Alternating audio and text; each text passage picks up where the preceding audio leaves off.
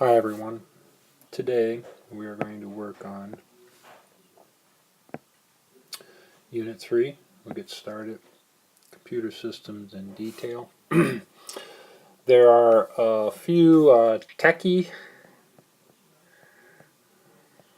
there's a few techie things that I feel are important to know. Some of the internal parts to a PC, or most any computing device has these, how they work together.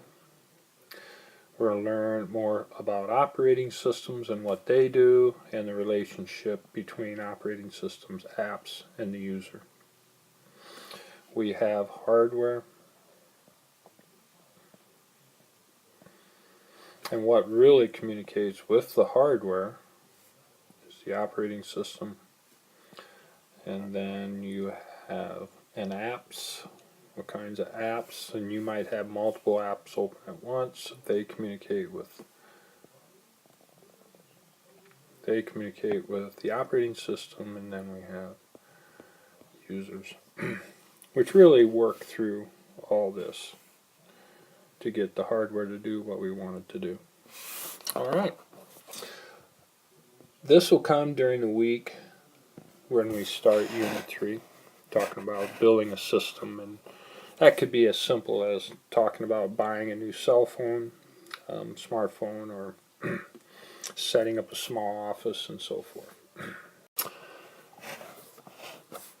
We already talked about the information here. We had a little glitch there in my work, so we talked about bits and bytes, and now we're going to talk about ASCII code a little bit. So if we have the bits like this, so many bits turned on and off, that actually is the same as a capital A according to the ASCII code.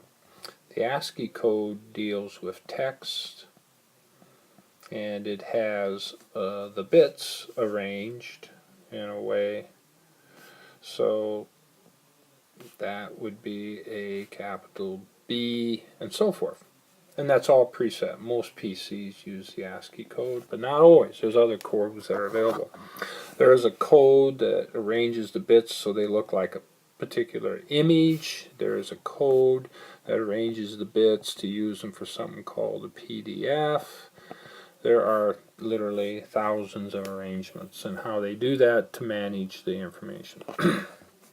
Now, important note, numbers inside the computer are stored differently. Okay, they are stored different than text. Okay, they are stored different than text. They're stored in another form, a characteristic in a mantissa, and we don't need to worry about that. Okay, processor word size. It can manage so many bits at one particular instant. For example, currently most machines, they're either 32-bit word size or they're 64-bit word size. Later on we'll show you when you download software, if you have an older computer, you would download the software for 32 bits. If you have a newer one, you would download the software for your laptop or PC, 64 bits. And it's based on the processor word size, how many bits it can manage at any one incident. Okay? Now the last thing here, really important I want to mention, bits per second. We talk about how many bits, we talk about the speed, and typically bytes, we talk about storage. Okay, so you can move so many bits per second from, let's say, your computer to some storage on a local area network. How big that storage is on the local area network would be the bytes. How many bits you can move would be the bits per second. And that's it for this section in Unit 3.